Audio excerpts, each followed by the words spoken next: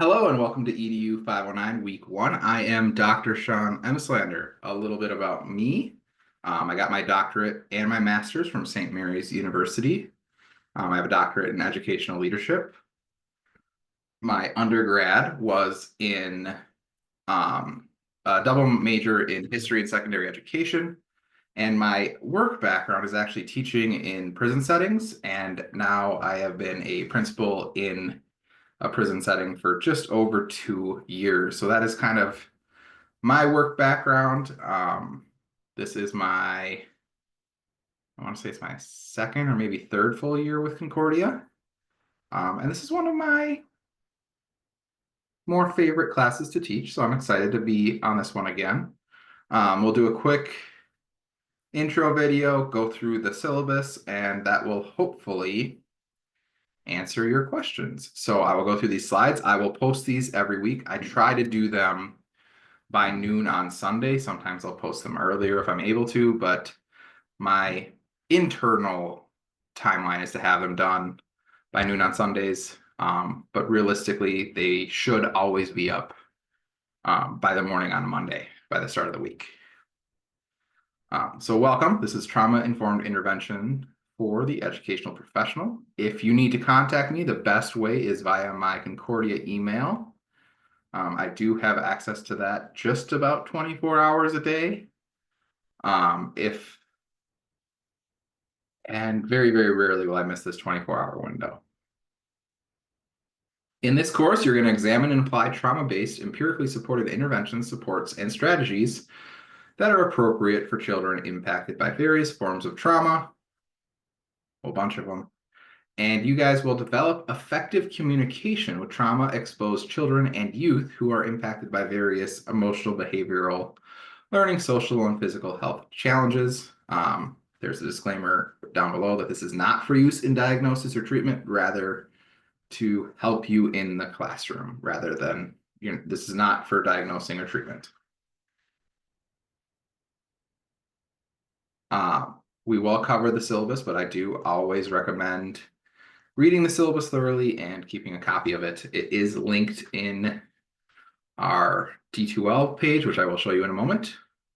So just a reminder that the program essential question is, in light of what is known about how children learn, how shall professional educators best promote resilience and recovery for the children and their families who have experienced traumatic events?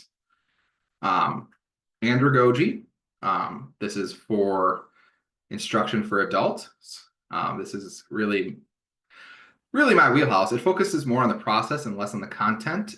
There are generally more case studies, role-playing simulations, and you'll find that instructors adopt a role of facilitator or a resource rather than leading things. So I don't generally get involved in the discussion boards very much. I will provide some feedback on your assignments and on your discussion boards. But if things that you're submitting are looking really good, I'm probably going to have a lot less to say and you'll just see your grade. Most of my feedback is going to be around corrections or improvements that you could make. So the next thing here, our course assignments for this partial semester are readings and videos. There are weekly discussion board posts and participation. You will need to respond to my initial posting, and then in general, it's 2 discussion boards with 2 responses to peers each. So 7, sorry, trouble counting there for a moment. 7 total discussion board posts a week. 3 are initial responses and 4 are responses to your peers. I think I'd have to look at the syllabus again, but I think it's about 100-word minimum. Try to use citations whenever possible. You will have 4 written assignments. The first one is due at the end of week 2, is viewing your students through a trauma-informed lens. Second one is the end of week 4. It's an organizational mission and vision. End of week 6, you have the third one, which is 6 R's of a positive educational experience. And the last one, which I'm pretty sure isn't a paper and it's actually a presentation, is due the Monday of week 8. In general, if you need extensions, all you have to do is email me. I'm generally pretty lenient on due dates, as long as you have things in before I start grading or you've communicated with me ahead of time. And usually I don't start grading until Sunday.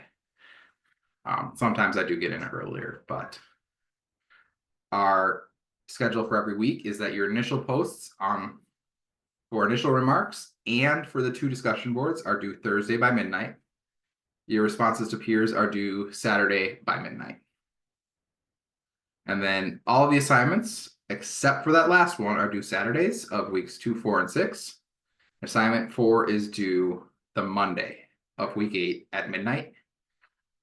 Assignments 1, 2, and 3, I can give extensions on if there's circumstances that need it.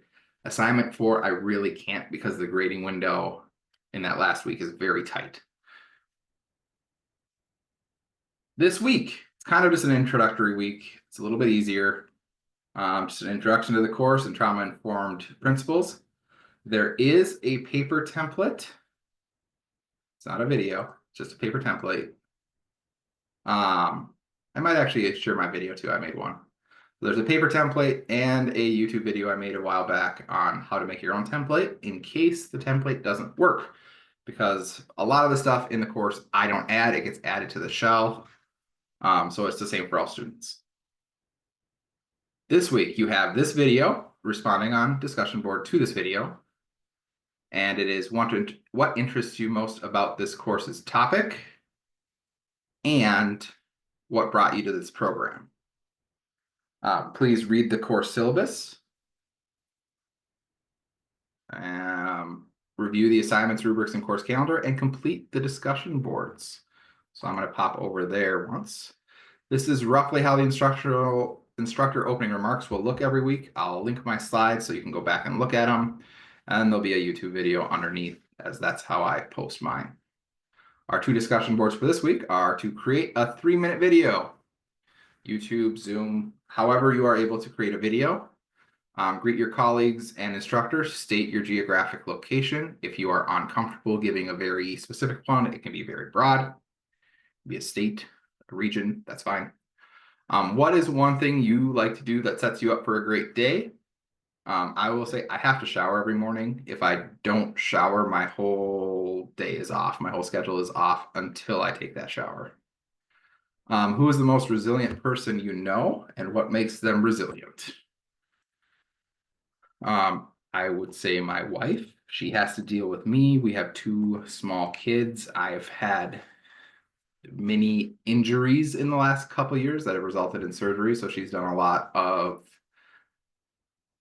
really unplanned for caring for me and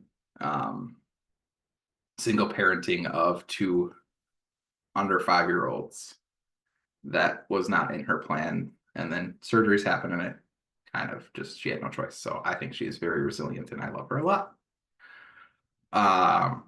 Discussion board number 2, review the quotes and select one and post why this resonates with you and the importance of such to your classroom students or your leadership role. So of the quote, provide an example of an application, and then remember to respond to 2 cohort colleagues.